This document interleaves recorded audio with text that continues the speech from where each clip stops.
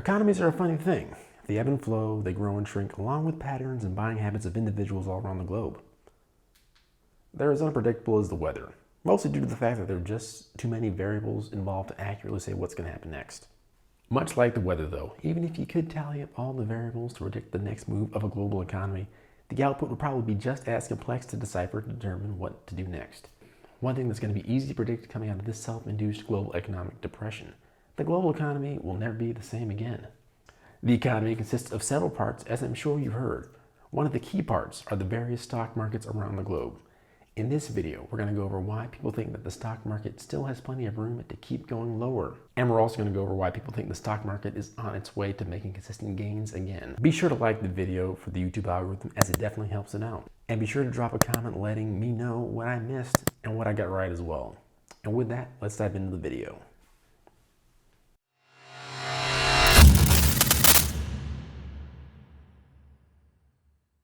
What's up, you guys? You're watching B2B Fusion, where it's our mission to inspire you to take imperfect action on your finances and business through the power of technology. I'm your host, Derek West. Let's dive right into the video, starting with a quick recap. If you've been living under a rock for the last 90 days, not Iraq, a rock, then it's been a wild ride. In that time span, the stock market has hit all-time highs. But as with most things in life, what goes up must come down. And in a very short matter of time, a global pandemic, which we all know the name of, has hit us mercilessly. And that seemingly has turned the world upside down, inside out, left to right. Right now, everything is topsy-turvy and hard to read or understand, and no one can really predict what is going to happen next. It's like we're in the middle of a tornado, and we're hoping instead of being flung through a brick wall, we're hoping that we're harmlessly planted down in a safe, verdant, dewy meadow somewhere. But I think the question really is, will the stock market keep going down and down and down until it eventually hits zero and is essentially worthless? Or will the stock market begin to go up and essentially return to normal operating procedure? Well, if you were to ask, let's say, 100 different professional stock traders and economists that very question, you'd likely get 100 different answers. Each of those answers would be filled with statistics and economic data that proves their position and thus influences their answer. Since technically, talking to 100 people is currently against the law, I'm distilling all that information into an informative and fun video for you. So stay put, put on a cup of coffee, or maybe grab your favorite energy drink, maybe some popcorn, i.e. keep getting fat and happy, and pound that like button, because we're going to give you the information that you will use to decide what is going to happen to the stock market and what you're going to do going forward. So there are several reasons why the stock market could continue to sink like a lead balloon and just keep going down with no bottom in sight, plunging the whole world economy into an eternal depression that we may never recover from, putting people into eternal unending poverty, the likes of which we've only known during the Great Depression. Does it seem as though I'm being very negative? Well, the truth is it would seem that certain sets of numbers seem to back up that pessimism. And some of those numbers that are being reported or predicted are absolutely staggering, and staggering in a bad way. I mean really bad. I mean really, really bad. Take the numbers you were thinking of and then add more bad numbers to them, and you'll start to approach the types of numbers we're talking about. What am I talking about? I'm talking about the unemployment claims. In the 3 weeks since the lockdown from the pandemic has began, more than 17 million unemployment claims have been filed by individuals out of work. That represents more than 1 in 10 of the American workforce. That is absolutely staggering and represents essentially rolling back 15 years worth of job gains in the economy, going back even further than the recession of 2008. California was the hardest hit state as it processed an estimated 925,450 claims last week. That's almost a million. America's most populous state was an early hotspot for the coronavirus, and it spread throughout the country. Following, not so closely after California, was Georgia, with 388,175 unemployment claims, followed by New York with more than 345,000 claims. New Jersey and Florida followed closely behind as well. Expect other big and medium-sized states to have big numbers in the very near future: Texas, Illinois, Pennsylvania, and Ohio. Official unemployment numbers from the month of March have hit 4.4%. However, that is only really catching the last couple of weeks of March, before all the stay-at-home orders were fully implemented. And plenty of economists are predicting 25% or more unemployment as this whole mess unfolds by late June. Those are Depression-era unemployment numbers. Now, there are people that are saying that the reason for that is merely temporary. When the economy comes roaring back, then those jobs will be filled back up again. The question is, will demand come back? There are a lot of people who feel like the demand for certain products, goods, and services will be nowhere near what it was before this current crisis. And since the US economy is mainly based on consumer consumption, then if that appetite for services such as restaurants, concerts, sporting events, and other services and goods that require close interaction, if that demand dries up, then it could take the economy a long time to recover. A really long time. Plus, it might be the case that businesses will not hire back the same number of workers as they once had before. They may realize that, hey, I can get the same amount of work from 5 people as I did for 7. And therefore, since the economy still seems to be pretty shaky, I'll just hold off on expanding my business. That is, if those businesses even reopen in the first place. Some economists think that the bailout funds that were designed to help some businesses stay afloat won't be able to get to them in time. You see, a lot of businesses, like restaurants and other service sector types of employment, the sector with the largest impact so far, typically only have 2 weeks of operating income on average. That is, if they're making a profit at all. By the time the bailout was passed, plenty of communities and non-essential businesses were already under lockdown for almost 2 weeks, so it may already be too late to save them, meaning they may never actually open back up, perpetuating high unemployment for an unknown period of time. And in addition to that, some people are predicting that people and business spending habits are going to change for good.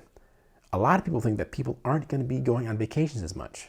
They'll not be buying the latest and greatest in fashion and really awesome hip gear. A lot of people are predicting that purchases of things like cars and houses will either be put on hold or permanently put off altogether. And we're not even beginning to count high inflation plus high unemployment. You see, with the bailouts and quantitative easing and stimulus funds, a lot of people are predicting that there's going to be high inflation, perhaps even hyperinflation. And with the aforementioned high unemployment combined with high inflation or hyperinflation, you'll have a phenomenon that I am officially coining hyperstagflation.